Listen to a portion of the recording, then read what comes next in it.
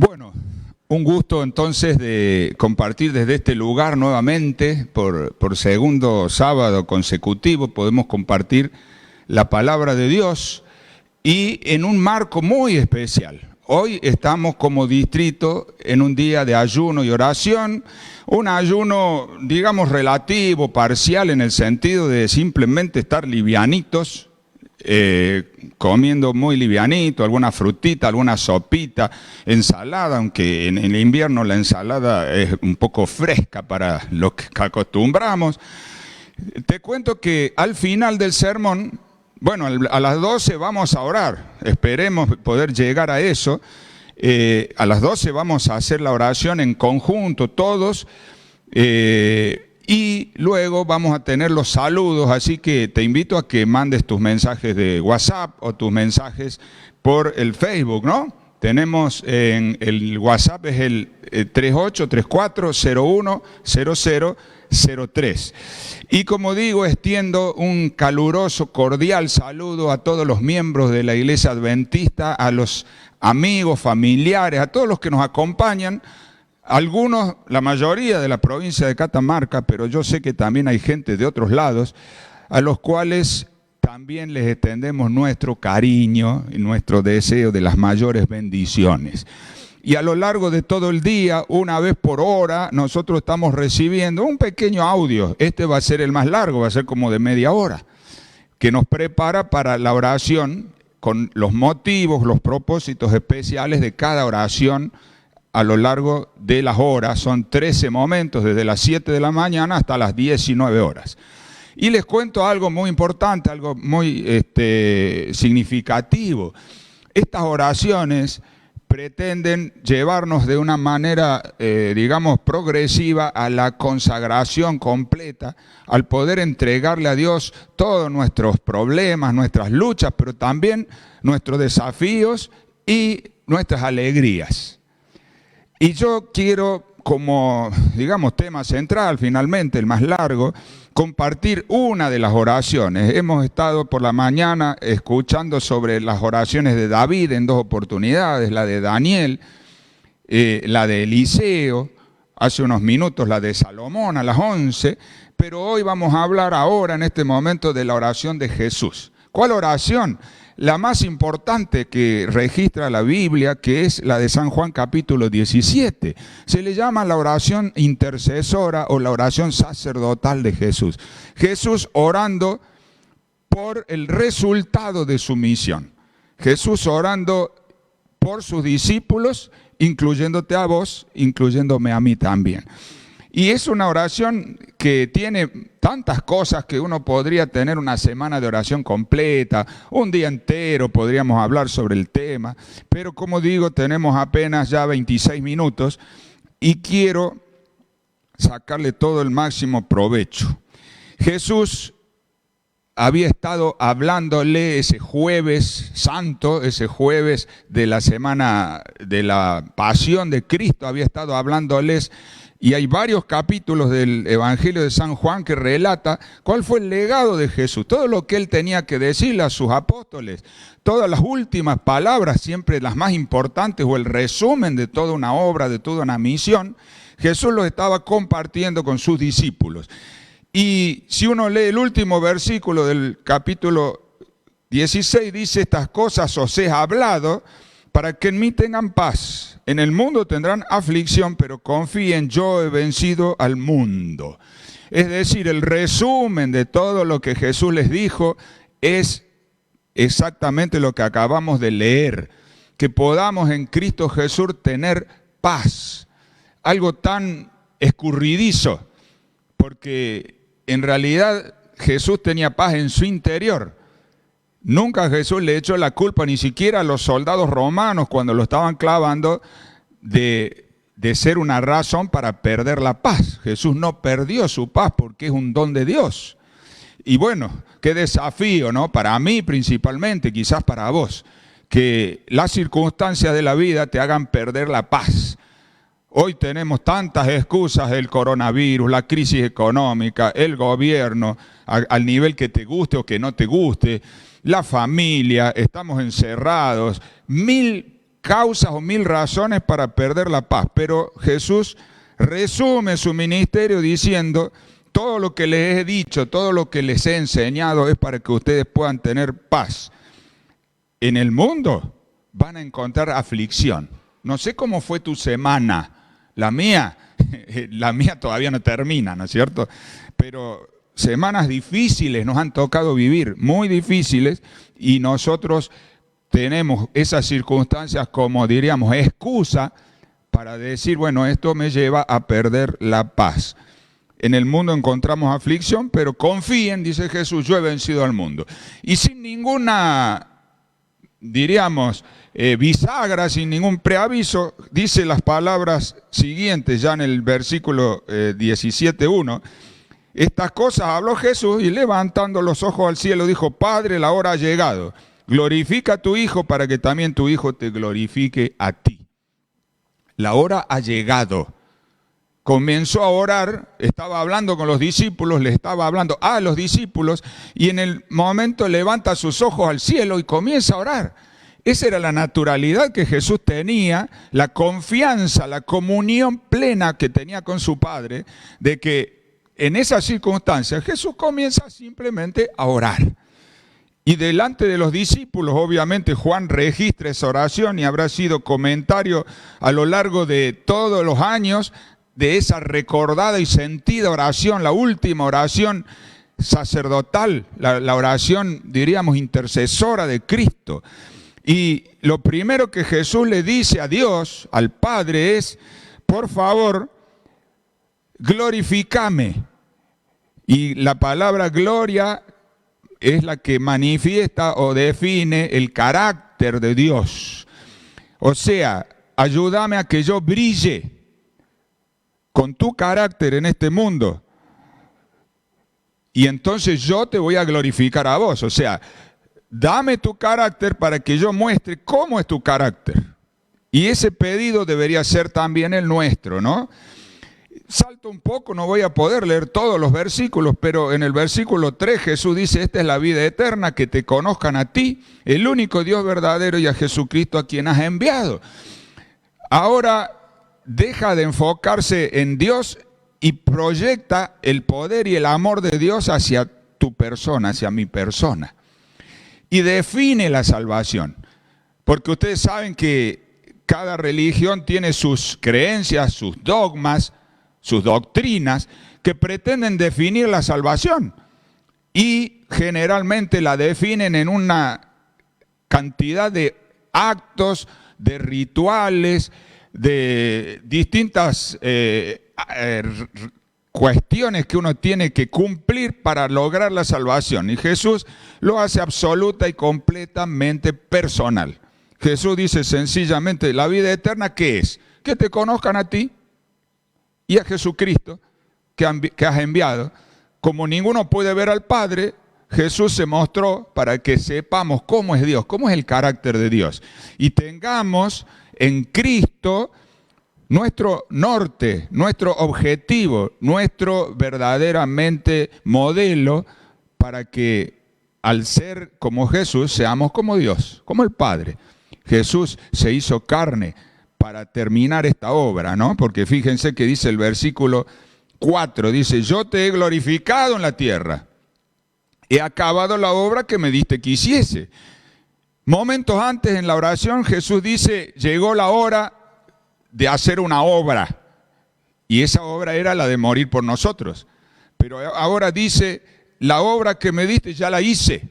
Esta es la otra obra de Jesús, que es glorificar al Padre, es decir, mostrar cómo es Dios.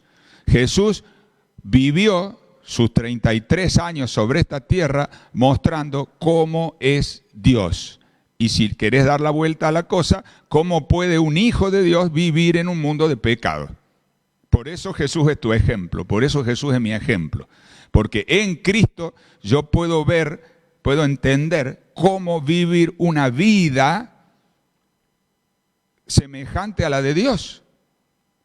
En este mundo de pecado, sí, en este mundo de pecado. Por eso, salteando un poco, el versículo 6 dice: he manifestado tu nombre a los hombres que del mundo me distes. Tuyos eran y me los distes y han guardado tu palabra.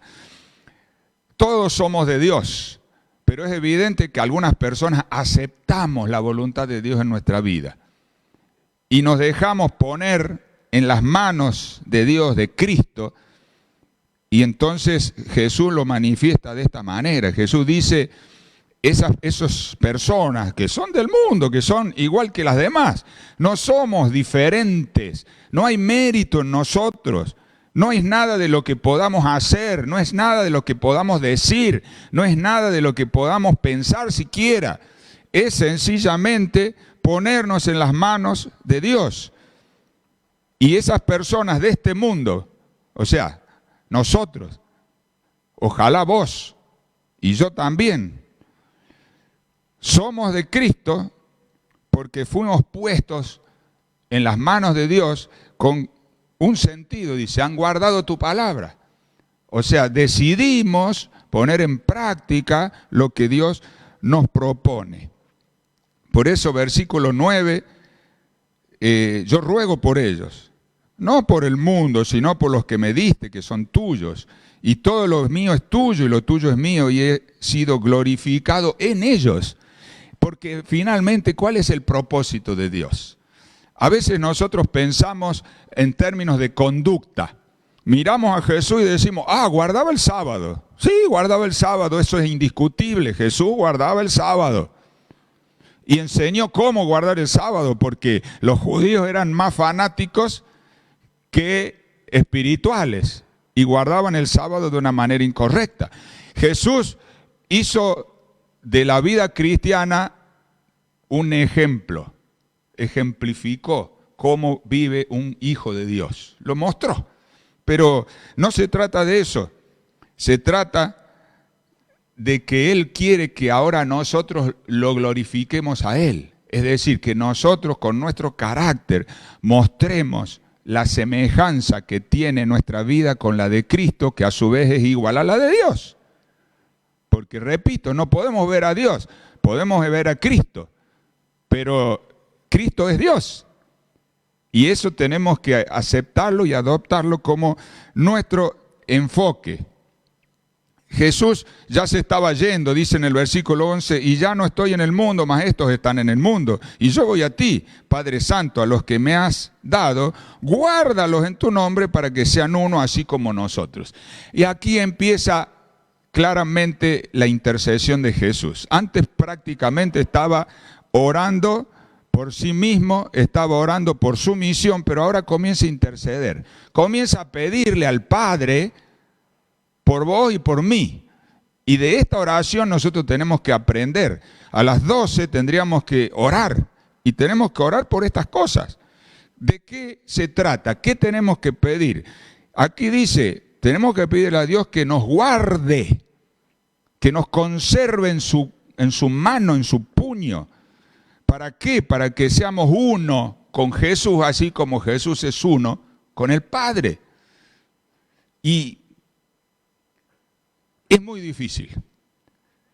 Hermanos queridos, amigos queridos, Jesús dijo, si dos se ponen de acuerdo sobre la tierra, yo lo voy a hacer desde el cielo. Y te cuento de que hay muchas ocasiones en que evidentemente no nos ponemos de acuerdo, ni siquiera dos.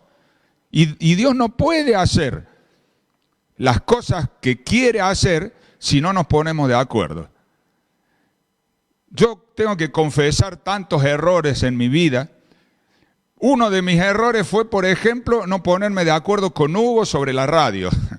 El Señor se encargó de que nos pongamos de acuerdo, Hugo, ¿no? Usted está ahí atrás y él dice que sí, porque es verdad. O sea, él tenía un sueño sobre la radio, yo tenía mi sueño también, pero evidentemente nunca nos habíamos puesto de acuerdo. Y ahora él y otros más, por supuesto, no es el mérito nuestro siquiera, hay muchos, pero es evidente de que no había un acuerdo sobre el asunto y eso no salía. Todavía falta. Todavía este domingo tendremos que venir de nuevo porque parece que somos dominguistas en cuanto al trabajo, ¿no? Pero ya estamos ahí para poder estrenar el estudio de radio que estuvo en la mente de Hugo durante años en la mente de Oscar durante años, pero eso no se producía. ¿Por qué? Porque esto no se produce, porque esta iglesia está dividida. Y cuando digo esta iglesia no me refiero a la del centro, no me refiero a la del norte, no, me estoy hablando de la iglesia de Cristo en Catamarca y en el mundo. Está separada primero de Dios y después entre nosotros. O porque estamos separados de Dios, estamos separados entre nosotros. Porque no hay humildad, porque no hay entrega. Pero sigo un poquito más. Jesús sueña con algo, dice en el versículo 13, pero ahora voy a ti y hablo esto en el mundo, para que tengan mi gozo cumplido en sí mismos. El gozo, hermanos, es un don, un fruto del Espíritu Santo. Nosotros confundimos gozo con alegría, algo pasajero, pero el gozo es algo tan profundo que nadie nos puede quitar, porque tiene que ver con la seguridad de la salvación, de la vida eterna, con la seguridad de que estamos haciendo la voluntad de Dios, que estamos en el lugar correcto, pero necesitamos cumplir este deseo, esta oración de Cristo. Jesús quiere que tengamos gozo en nosotros, y a veces yo me digo, no tengo gozo, soy un viejo, ya casi viejo renegón, casi viejo, pero renegón 100%. Y entonces uno se pone a mirar en el espejo y dice, ¿dónde está Cristo ahí? Parece que hay un problema, o el espejo está empañado, o nosotros no reflejamos a Cristo. Pero deberíamos ser cristianos gozosos, porque Jesús lo pidió en oración, y yo lo tengo que pedir en oración también. Versículo 15, no ruego que los quites del mundo, sino que los guardes del mal. Nos encantaría, y hay permanentes movimientos en la iglesia diciendo, vamos a instalarnos en allá la montaña aquella o aquel otro lugar, porque de esa manera vamos a estar aparte del mundo y las tentaciones no nos van a llegar. Yo lamento informarte que desde toda la historia de la humanidad hubo muchos que pensaron así, los famosos monjes de retiro. Se ocultaban en ermitas, se ocultaban en monasterios, no hablaban con nadie, pasaban 20 años allá adentro y salían tan malos como antes, porque el mal está acá adentro, el mal está acá en la cabeza, en el corazón. Y lo que Jesús quiere es que no seamos quitados del mundo hasta que Él no venga, porque tenemos que predicar. Sí tenemos que tomar precauciones, sí hay etapas en la vida que estaría muy bueno preservar a nuestros hijos de lo que es el ambiente, desgraciadamente, en las ciudades. He conocido mucha gente que ha podido criar a sus hijos perfectamente en la ciudad, pero no conozco muchos que quieran pagar ese precio. El precio es estar al lado de nuestros hijos y ser el reflejo de Cristo, estemos donde estemos. Y está muy bueno si podés irte al campo, pero irte al campo significa prepararte allí para predicar acá o a quienes se te crucen, porque es Dios el que tiene que dirigir tu vida. Versículo 17, santifícalos en tu verdad. Tu palabra es verdad, porque tú me enviaste al mundo, así yo los he enviado al mundo. O sea, estas dos frases, porque en el versículo 16 Jesús declara algo muy contundente. Jesús dice, no son del mundo como tampoco yo soy del mundo. El que se enrola en el reino de los cielos, el que saca pasaporte del reino de los cielos, pasa a ser un extranjero aquí. Entonces yo no puedo entender cuando un cristiano dice yo soy de Boca, o yo soy catamarqueño, o cordobés, o yo soy argentino. Está equivocado. Yo soy hijo de Dios, yo soy del reino de los cielos, y como tengo que predicarle también a los de River, lo de Boca es secundario. Y como tengo que predicarle también a los cordobeses, lo de catamarqueño es secundario. Y tengo que predicarle a los chilenos, a los bolivianos y a los paraguayos, entonces lo de argentino es secundario. Y el día que entendamos eso, vamos a comprender los consejos de Pablo y de Jesús cuando decía, ¿no? Al griego griego, al judío judío. O sea, yo no puedo permitir que ninguna barrera de este mundo me separe de las personas a las cuales les tengo que predicar. Por eso Jesús dice, como tú me enviaste, yo los envío. Jesús vino acá y vino a predicar con su vida, con su ejemplo, con sus palabras, con sus enseñanzas, con su toque. Y nosotros estamos aquí por la misma razón. Pero la única manera de hacerlo de manera genuina, correcta, es ser santificados. ¿Por qué cosa? Por la palabra, por la Biblia. Necesitas leer la Biblia, conocer la Biblia, practicar la Biblia, porque de ahí viene la santidad. No es algo mágico, ni siquiera diría yo es espiritual totalmente, pero en el sentido que a veces hablamos como la vida espiritual. La vida espiritual es sudor, trabajo, decisión, paso tras paso, paciencia, perseverancia. Todos los días voy a Cristo, todos los días voy a la palabra, y esa palabra y ese Cristo es el que termina salvándome y transformándome primero, porque si no, será imposible. Desde el versículo 20 Jesús empieza a interceder ahora por los que estamos más lejos en el tiempo. 20 dice, mas no ruego solamente por esto, sino también por los que han de creer en mí, por la palabra de ellos. Y finalmente vos y yo creemos porque los discípulos creyeron. O sea, los discípulos escucharon la palabra de Dios y la pusieron en práctica.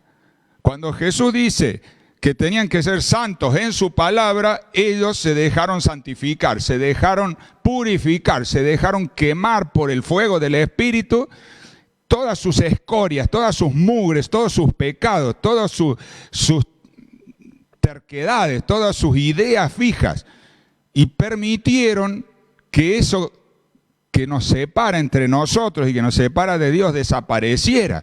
Por eso pudo venir el Espíritu Santo. Unos días después, ¿no? 50 días después vino el Espíritu Santo. Pero nosotros hace 50 años, algunos que estamos en la iglesia, y el Espíritu Santo no nos llega todavía. Entonces, ese fuego purificador que tiene que producir primero esa conversión, va a ser el que va a producir la unidad. Porque la unidad es en la palabra. La unidad es en Cristo Jesús. El propósito es claro, o sea, el Espíritu Santo, la palabra de Dios, tiene un objetivo, tiene una evidencia, podríamos decir. Si esa evidencia no está, es que la palabra no está realmente morando. El Espíritu no está realmente morando. La evidencia es, versículo 21, para que todos sean uno, como tú, oh Padre, en mí y yo en ti, que también ellos sean uno en nosotros, para que el mundo crea que tú me enviaste. Así que yo me imagino, no es factible en estos momentos, pero yo me imagino entrando aquí una persona que nunca llegó a esta iglesia y mirando y percibiendo si hay o no hay unidad. ¿Por qué? Porque si hay unidad, aquí está el Espíritu Santo. Si hay unidad, aquí está Dios. Y esta es iglesia de Dios. Y de lo contrario, punto suspensivo, no hace falta hablar más. Eso es lo que a mí me preocupa como pastor. Me preocupa en mi vida.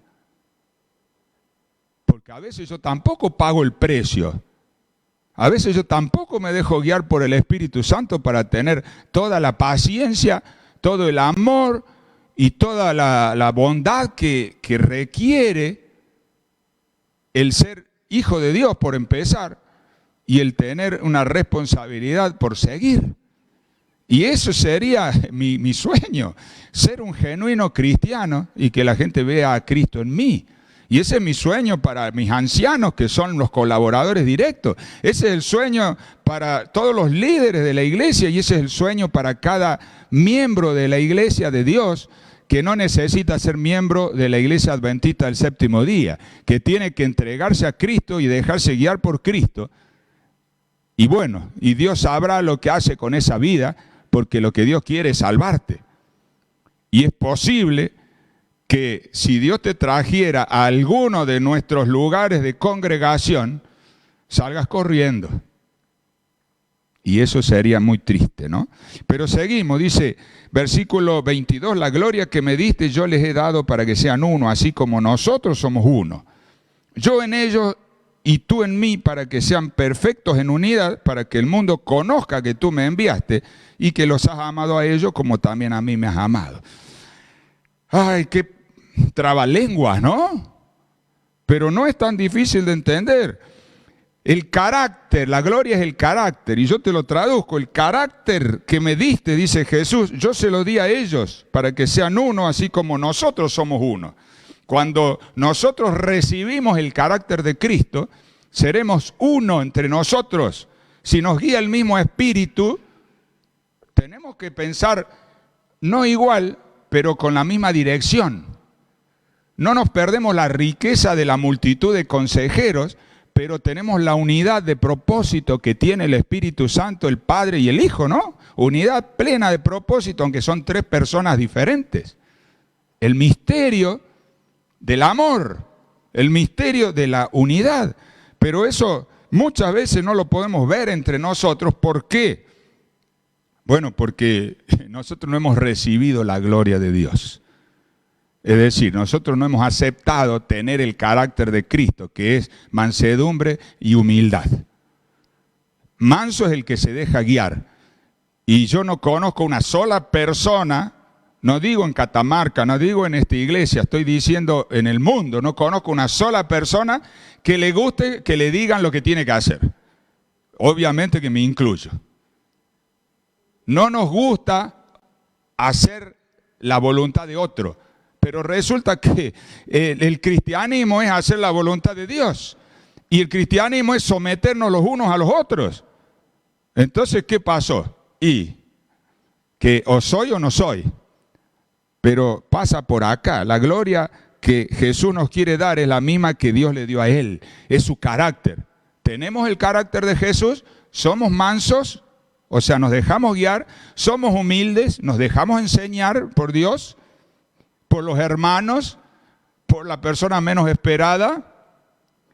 Versículo 23 dice, yo en ellos y tú en mí, para que sean perfectos en unidad, para que el mundo conozca que tú me enviaste. O sea, de nuevo, esta es la prueba, esta es la evidencia. Y por eso nosotros recibimos y sufrimos tantas desilusiones.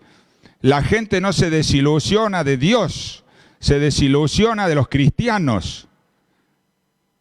Porque me conoce a mí y piensa que así como soy yo, somos todos, o así como soy yo es Dios. De eso se trata, ese es el testimonio. Y eso se muestra cuando la unidad se ha perfeccionado. Allí está Dios. Versículo 24 dice, Padre, aquellos que me has dado, quiero que donde yo estoy también ellos estén conmigo. Obviamente Jesús está orando por que formes parte de la eternidad, que formes parte del cielo.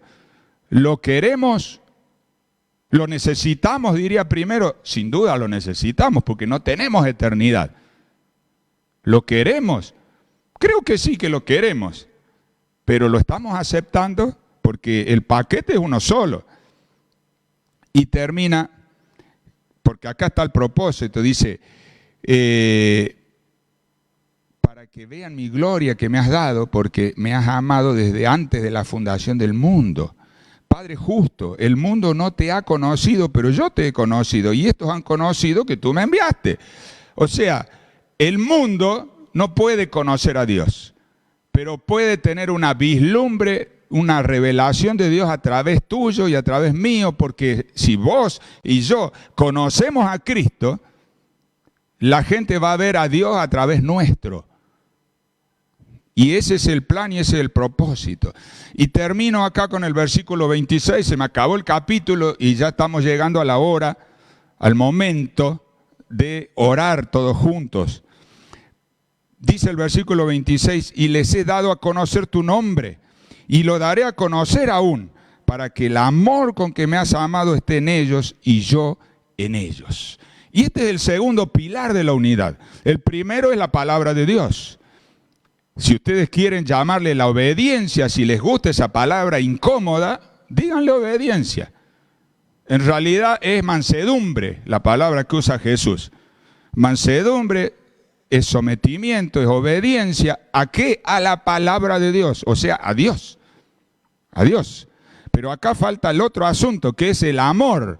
El amor, que no es un sentimiento, es una decisión, es ejercer nuestra voluntad para hacer feliz al otro, algo que después nos va a gustar, eso no hay ninguna duda. Pero nosotros tenemos que tomar la decisión porque esa es la única llave que está en nuestra mano, nuestra voluntad, nuestra decisión. La única llave que Dios no va a tocar y que el diablo no puede tocar porque Dios se lo impide. Tu voluntad, mi voluntad, tu decisión, mi decisión. ¿De qué se trata? Pues la decisión de amar a Dios y de amar a nuestro prójimo. Amar a Dios es ponerlo por encima de todo. Amar a nuestro prójimo es ponerlo igual que nosotros. Dos cosas difíciles. No, son dos cosas imposibles sin que el Espíritu Santo trabaje en nosotros. Así que, repito el último versículo, 26.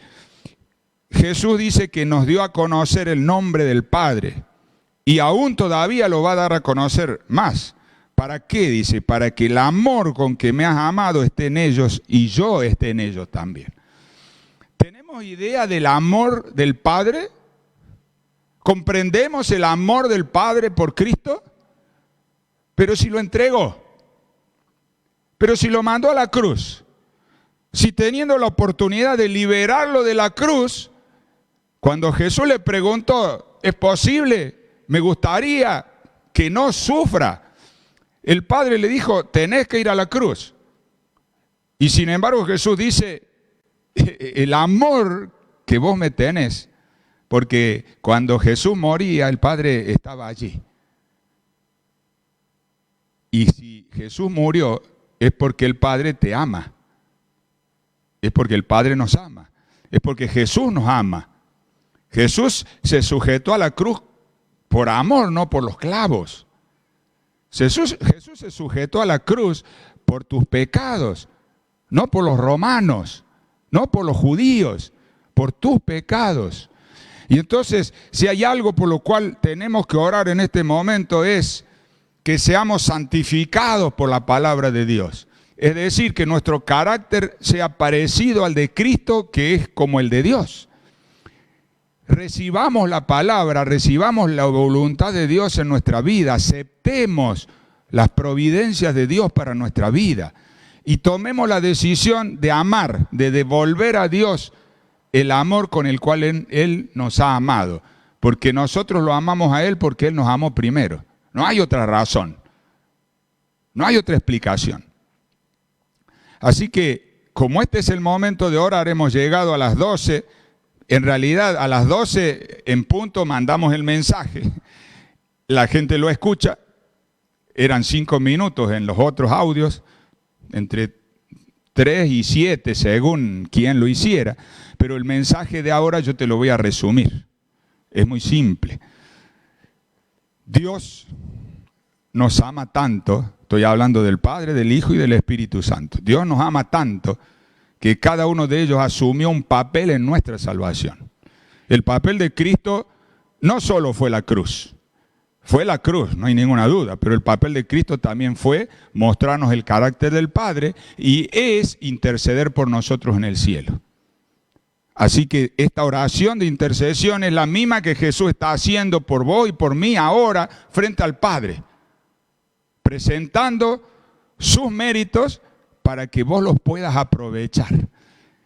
Y yo de todo corazón te invito a que esta oración sea una oración donde vos le pidas a Dios de todo corazón que Él te santifique. O sea, que ponga su palabra, su voluntad en tu mente y en tu corazón. ¿Te parece que dedicamos este momento a orar? Yo voy a tener que orar cerrando el programa, pero ojalá también mientras cantamos eleves un pensamiento o lo hagas luego, pero esta oración es personal. Es personal. Vamos a orar. Padre querido, en Cristo Jesús hemos recibido perdón de los pecados.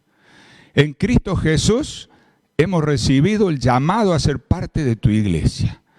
Por medio del Espíritu Santo, tu palabra llegó a este mundo y hoy llega a nuestro corazón. Porque el Espíritu Santo nos habla, nos ilumina y nos ayuda a comprender tu voluntad, tu mensaje. Tu amor es incomprensible, pero se dejó ver de mil maneras. Y hoy la palabra la tenemos nosotros. Es decir, ¿qué vamos a responder ante tu amor? ¿Qué vamos a responder ante tu muerte en la cruz, Señor Jesús? ¿Qué vamos a responder ante la voz del Espíritu Santo en nuestro corazón? La palabra está en nuestros labios, en nuestra mente. Y hoy, de mi parte, pero también como líder espiritual de la provincia de Catamarca, quiero decirte, Señor, que aceptamos tus planes, que aceptamos tu voluntad, que queremos transitar el camino de la palabra, que es el camino de la obediencia, que es el camino de la mansedumbre. Queremos también experimentar el amor que tú tienes por nosotros, que Jesús nos demostró, para compartirlo, devolvértelo a ti, pero también compartirlo con nuestro prójimo. Y por eso necesitamos también ser humildes, porque necesitamos aprender a amar. Es algo que nos es ajeno. Llena nuestra mente y nuestro corazón, Señor, de amor. Aquí está tu Hijo, necesitado como todos, pero deponiendo la voluntad para que tú hagas la tuya, Señor. Toma nuestro corazón, toma nuestra vida, sálvanos, pero al mismo tiempo guíanos. Te lo pedimos en el nombre que está sobre todo nombre, Cristo Jesús. Amén, Señor. Amén.